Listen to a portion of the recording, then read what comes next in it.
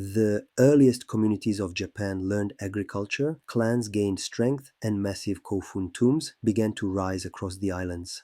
Yet this was only the beginning of a new imperial order. On the stage of history, one clan would start to outshine all the others, Yamato. The foundations of the Japanese state were laid in this very period. According to Japanese tradition, the first ruler to lead Yamato was Emperor Jimmu.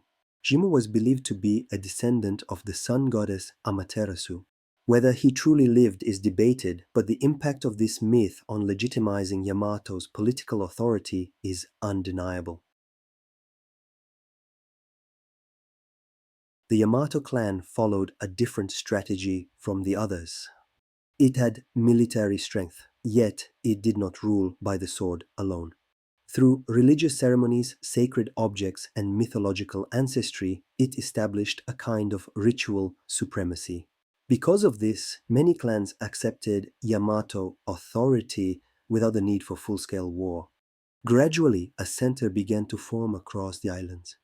This center was not yet a fully developed state, but it was a political core that had a ruler, collected tribute, and managed relations.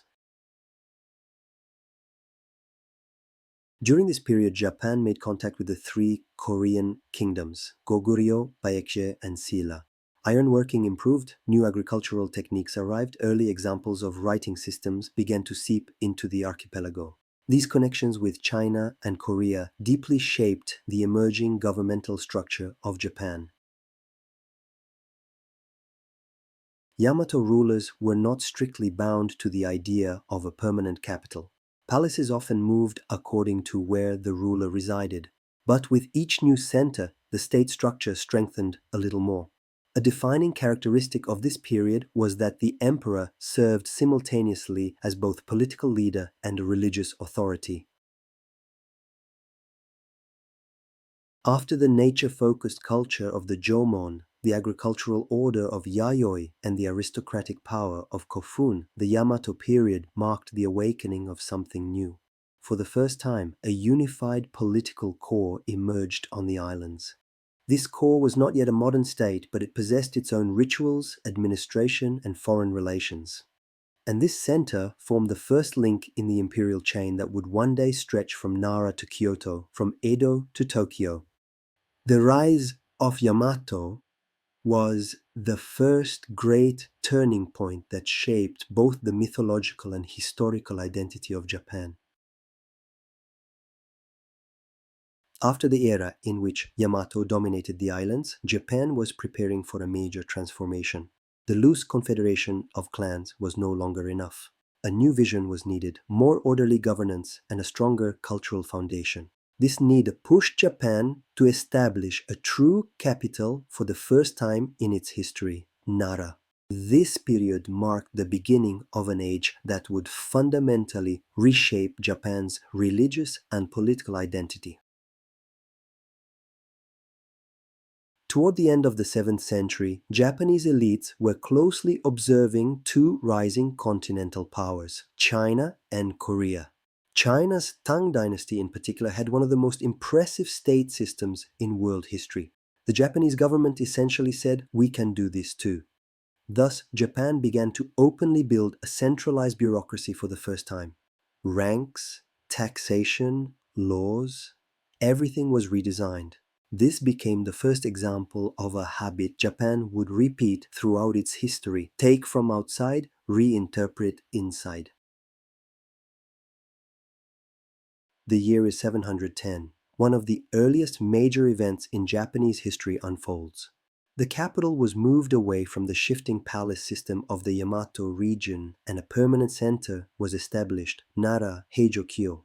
The city was almost a replica of China's capital Chang'an. Wide avenues, orderly streets, grand temples. For the first time, Japan was announcing to the world, "We are now a state." At the heart of the Nara period stood a powerful force, Buddhism. Although Buddhism had reached Japan earlier, in the Nara era, it spread rapidly under state sponsorship. Temples expanded, monks gained influence around the court, and some even became powerful enough to enter politics. The rise of Buddhism reshaped society from rituals to art, from architecture to state ideology. The enormous bronze Buddha statue, the Daibutsu, became the symbol of this era. It was not merely a religious figure, it was a statement of state authority. Japan poured vast resources into its construction, and in return, a new cultural identity had taken shape.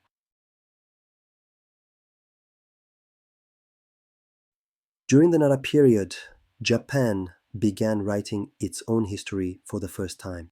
Kojiki and Nihon Shoki combined myth and reality to formalize the imperial lineage. These works shaped Japan's identity by saying, "This is who we are as a nation." Through them, Japan defined its past and directed its future.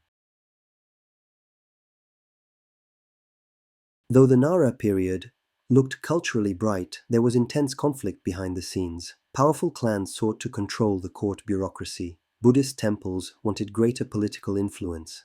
This tension grew steadily as influential monks gained increasing authority over the imperial family. Unrest in the court rose. Eventually, the imperial house felt the state had become too compressed under Buddhist influence. The solution was clear: move again. Nara served as the capital for only 70 years, but those 70 years were a crucial stage in Japan's development as a state. The rise of Buddhism, the establishment of a permanent bureaucracy, and the birth of written history all were woven into the foundation of Japan.